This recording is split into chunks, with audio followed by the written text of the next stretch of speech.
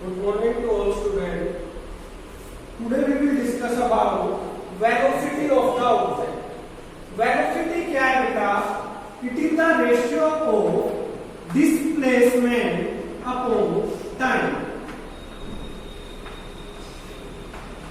Change in displacement of an object in a particular direction in a given interval of time is known as displacement, known as velocity. कि object ने कितना displacement किया है और कितने time interval में किया है, दोनों के रेशियो को हम क्या बोल देंगे? Velocity of the object. Velocity हमें डायरेक्शन के बारे में बताती है, क्योंकि डिस्प्लेसमेंट एक वेक्टर क्वांटिटी है, ये हमें डायरेक्शन के बारे में बताती है, इसलिए वेलोसिटी भी कैसी क्वांटिटी है? मेरे पास वेक्टर क्वांटिटी है। एसआई यूनिट होगी, डिस्प्लेसमेंट को हम मेजर करेंगे मीटर में, टाइम को हम मेजर करेंगे किसमें? सेकंड में। तो मेरी एसआई यूनिट होगी मीटर पर second. CGS unit, CGS system में हम डिस्प्लेसमेंट को मेजर करते हैं किसमें? सेंटीमीटर में। टाइम को मेजर करते हैं हम सेकंड में, तो सेंटीमीटर पर सेकंड। इसको हम क्या बोल देंगे? Velocity of an object. अब आता है मेरे पास यहाँ से टाइप्स ऑफ वेलोसिटी। जैसे हमने टाइप्स ऑफ स्पीड पढ़ा था, वैसे ही वेलोसिटी की भी टाइप है, वो देखो क्या क्या है। Types of velocity,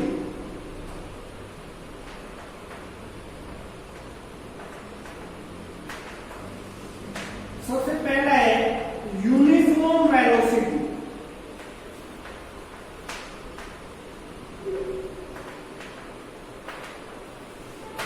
uniform velocity में क्या था? एक एक्सिस पे तो मैंने एज्यूम किया टाइम, एक एक्सिस पे मैंने एज्यूम किया position. If object covers equal displacement in equal interval of time, if object covers equal displacement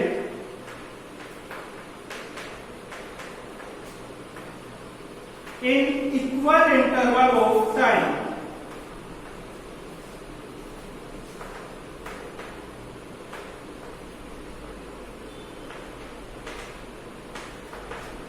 then velocity of an object is said to be uniform velocity. मैंने माना ये मेरे पास था ओरिजिन, किसी टाइम t इक्वल टू 0 के ऊपर particle की position थी x note. t equal to 0 के ऊपर पार्टिकल पहले ही x नोट पोजीशन पे लाई कर रहे हैं। आफ्टर सम टाइम पार्टिकल ने अपनी पोजीशन चेंज करनी शुरू की।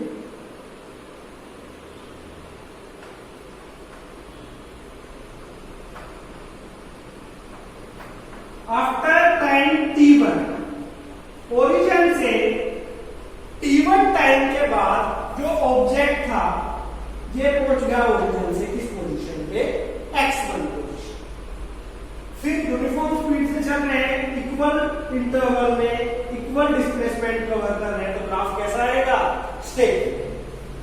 जब मैंने यहां पोजीशन मेजर की तो उस टाइम पे टाइम इंटरवल कितना आ गया मेरा?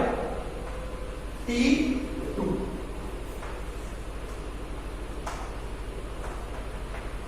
मेकिंग एन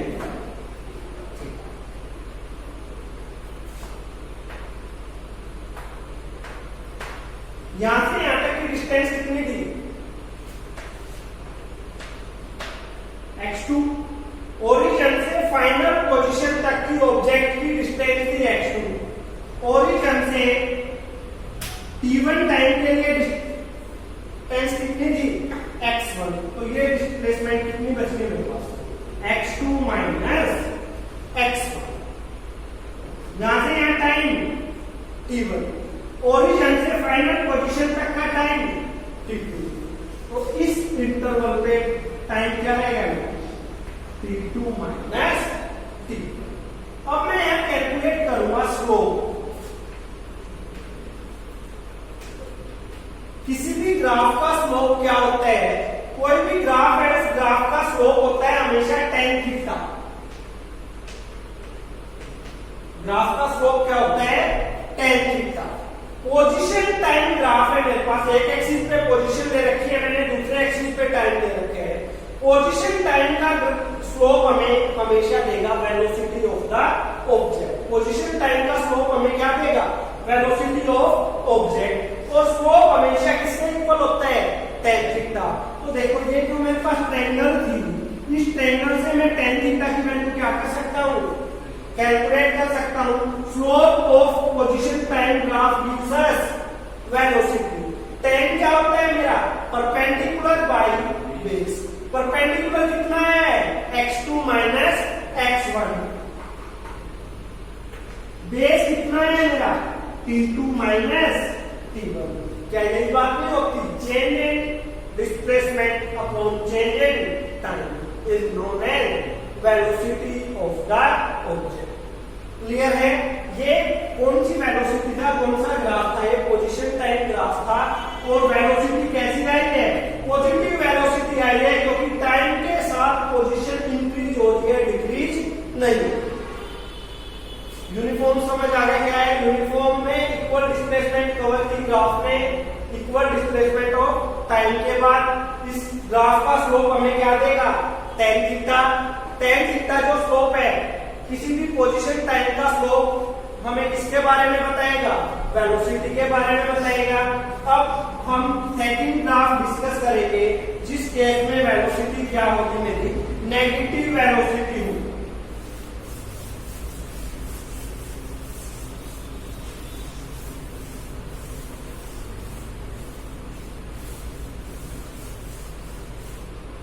सेकंड ग्राफ में डिस्कस करूंगा फॉर नेगेटिव वेलोसिटी।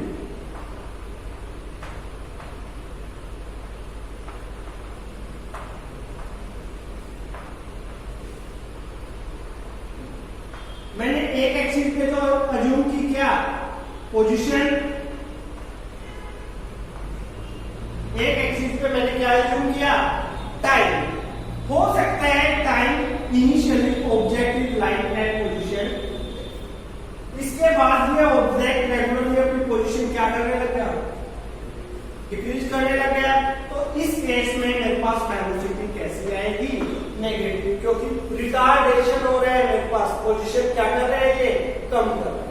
हो सकता है कांस्टेंट वेलोसिटी के लिए ग्राफ क्या होगा? यहाँ पोजीशन, यहाँ टाइम 0 था, उस टाइम पे भी यही पोजीशन थी। टाइम 1 सेकंड हुआ तो भी यही पोजीशन है। जब टाइम 2 सेकंड था तो भी यही पोजीशन है। टाइम nth सेकंड हुआ तो भी यही पोजीशन है।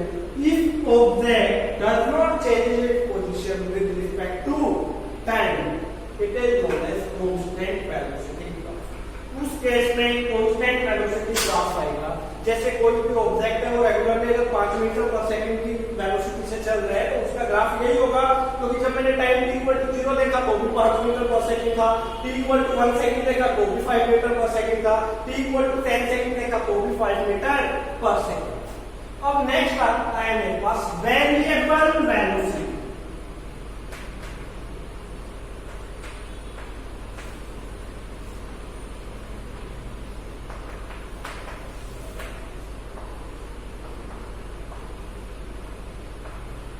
एक एक्सिस पे एज्यूम किया पोजीशन, सेकंड एक्सिस पे हमने एज्यूम किया time. If object does not change equal displacement in equal interval of time, अगर वो इक्वल डिस्प्लेसमेंट कवर ना करे, इसका मतलब अनइक्वल डिस्प्लेसमेंट कवर कर रहे हैं। If object covers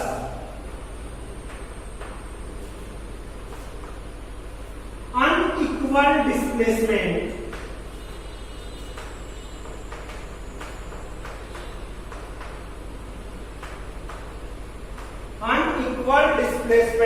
in equal interval of time,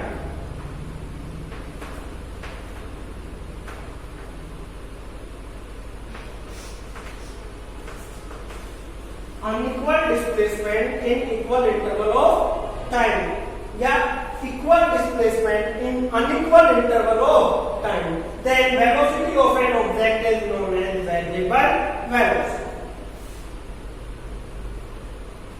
ये किसका ग्राफ है मेरा? Variable velocity. वेरिएबल वेलोसिटी का जब हम स्लोप कैलकुलेट करेंगे, आपको ये ध्यान रखना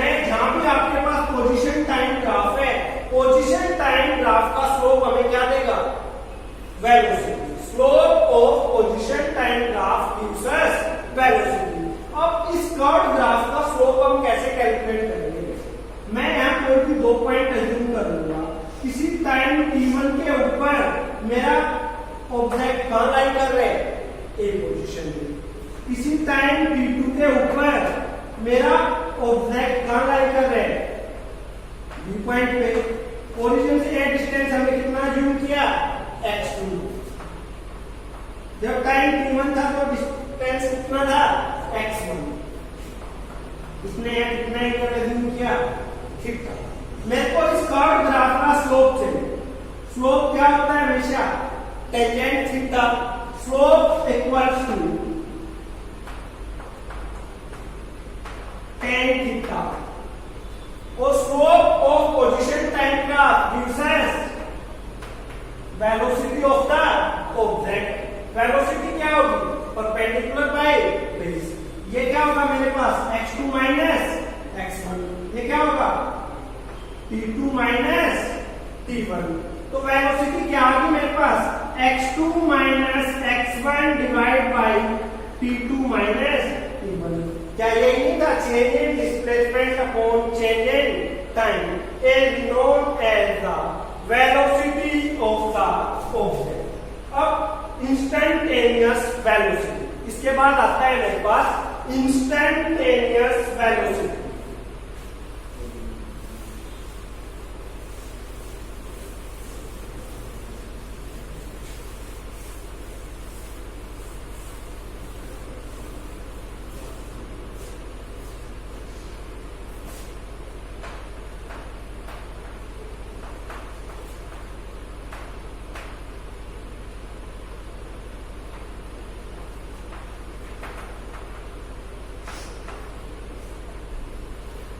जो भी वेलोसिटी हम किसी इंस्टेंट पे कैलकुलेट करते हैं, that velocity is known as instantaneous velocity. एक एक्सिस पे लिया मैंने टाइम, एक एक्सिस पे मैंने लिया पोजीशन। सपोज करो वेरिएबल ग्राफ था, तो हमें एवरेज कैलकुलेट करना पड़ा।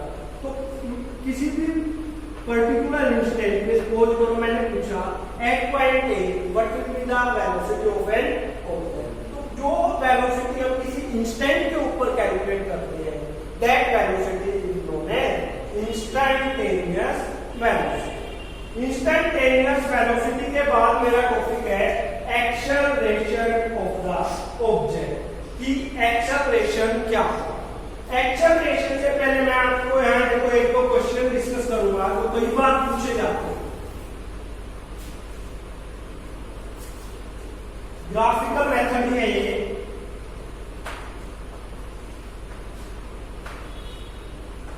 एक एक्सिस पे लिया मैंने टाइम, सेकंड एक्सिस पे मैंने एज्यूम की पोजीशन। कोई भी दो व्हीकल्स चल रहे हैं, व्हीकल्स पी और व्हीकल्स क्यू।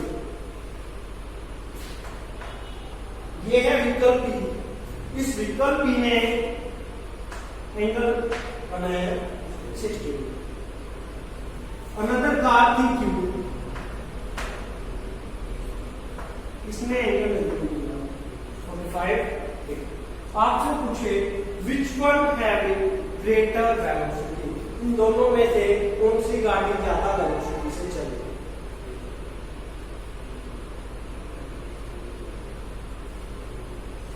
सिंपल सी बात है, बिल्कुल। अभी जिसने ग्राफ देखा होगा, ग्राफ से पता लग जाएगा। मैंने आपको बताया पोजीशन टाइम ग्राफ का स्लोप क्या देता है? वेलोसिटी। तो ये पोजीशन टाइम ग्राफ है, इसका हम क्या कैलकुलेट करेंगे? स्लोप। स्लोप क्या होता है?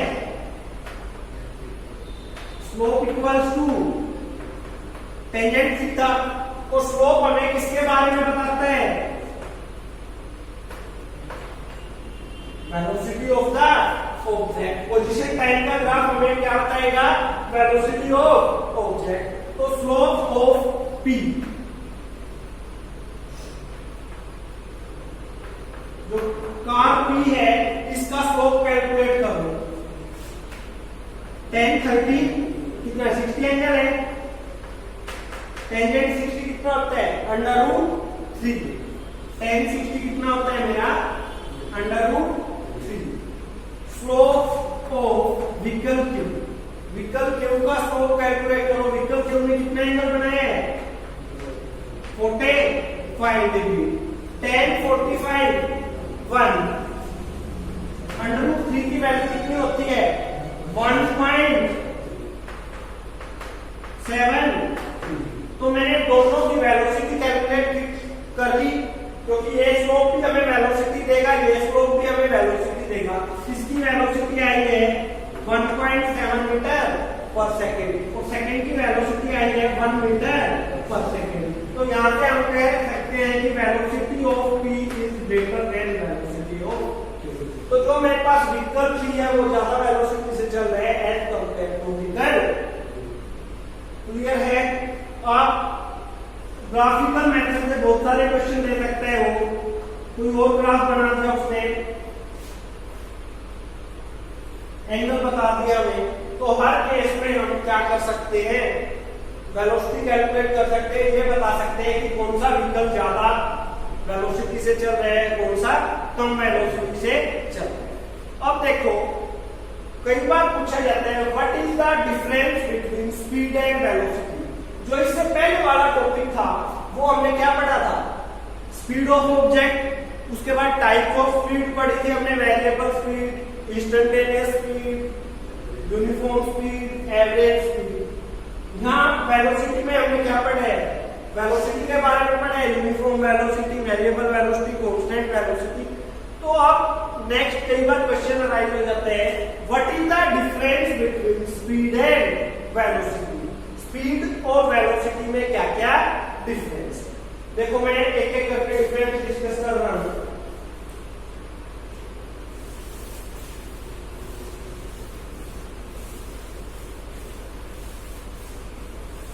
What is the difference between speed and velocity?